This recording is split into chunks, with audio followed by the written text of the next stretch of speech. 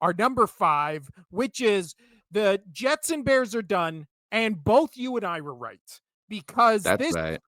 And let's first talk about your team not only beating the Bears, I would dare say dominating, Dude, dominating them. it was they it was 9 sacks. So, I mean, you gotta at this point, you can't just blame yes, they were missing a lot of their offensive linemen, there was injuries for the or, yeah, their offensive linemen, but 9 sacks, you got Caleb Williams has to take some sort of the blame on that. Like, Yeah. you have to get rid of the ball. You have to get rid of the ball. Be more aloof. Whatever you need to do, be quicker. Be quicker. That's not 9 sacks is insane. That Bears defense only scored 3 points all game. That's rough. I mean, I didn't expect it. I did not expect. I mean, the Patriots didn't look great. One thing I do know though is I still like Drake May. I think he's a good quarterback. Yes, he had an interception, but I don't really think that was too bad of an interception. Um, yeah, no, good game. I love it. Yeah. And Defense so ate. now the discussion needs to shift to Caleb Williams. And I said it was Jets and Bears are done, and we were right because we called this at the beginning of the season where we said there's no you had legitimate people on Mhm. like sports talk media just being like the Bears and Jets is a realistic Super Bowl matchup. Like that was real talking points where they were like, market one of, if not both these teams, being the Bears and the Jets, are going to be in the Super Bowl, all this kind of stuff. And both you and I, when we were doing the season previews, were like, what is everyone seeing about this Bears team and about this Jets team Yeah, that we are collectively, not they seeing? have 7 wins. Yeah, right now at 7 wins, depending on the division they would be in, they would be struggling to get into the playoffs if we combine their record. So individually, and then again, you look at the Bears right now, the 3 wins they got were against the Rams, Panthers, and Jaguars in week 4, 5, and Yeah. 6.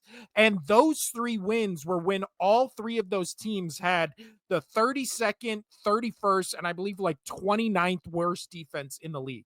So at the time they played those 3 teams, they had the 3 worst defenses that they got wins against. And then the fluke win they got in week 1 where Will Levis basically just threw the game Yeah. literally away to them. Well, I mean, they did, and this is weird, that it took this long. They did fire, Shane Waldron, finally, their Yes. offensive coordinator, but I was listening to the radio today, Colin Coward, and they made a really good point.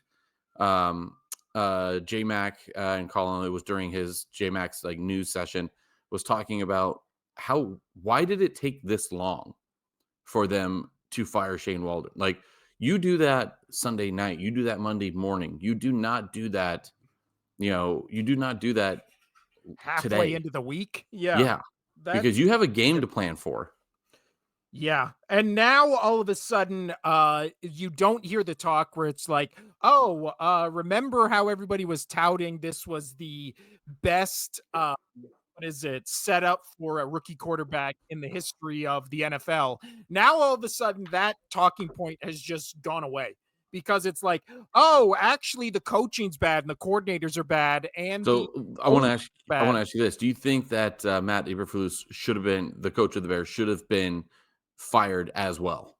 Yeah, I think I said I think he should have been fired before the season even started. I think they should have Yeah, got a new coach in there. It's weird to totally. bring like this generational quarterback in that they're like, we haven't seen anybody like this since Andrew Luck and all the other comps, Elway, blah blah blah.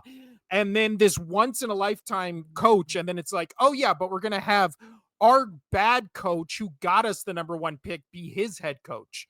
And it's like, Yeah, what has he done to he's never done anything in this league as a head coach to warrant like that kind of hype. And again, gotcha. only Totally. with the Eagles from last year, it really made me realize like how important coaching is because with the same roster of last year, they had the 30th ranked defense. This year they have a top 5 defense with these same exact pieces. It's just coaching. Like it's like you get Yeah. somebody, but what my question to you is, the passing game coordinator has been promoted to offensive coordinator. Do you think that does anything to No, nothing. garner wins? I also don't understand the No, interim head I coach. think there's a you've seen it with all their quarterback. This Bears team has not been good since Mike Ditka, and that front office has issues. It is not.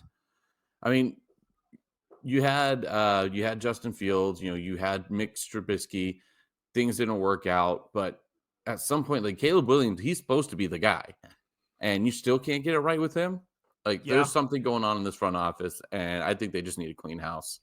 But yeah. with that being said, so let's say go over to the Jets. Total opposite. I like their organization. I think what they've been doing lately has been all right, but it is 100% the quarterback. It is 100% Aaron Rodgers in my view of what's wrong with that team.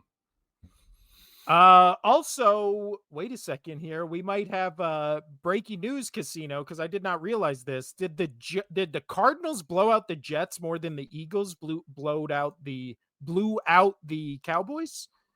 I'm scanning. 34-6. No.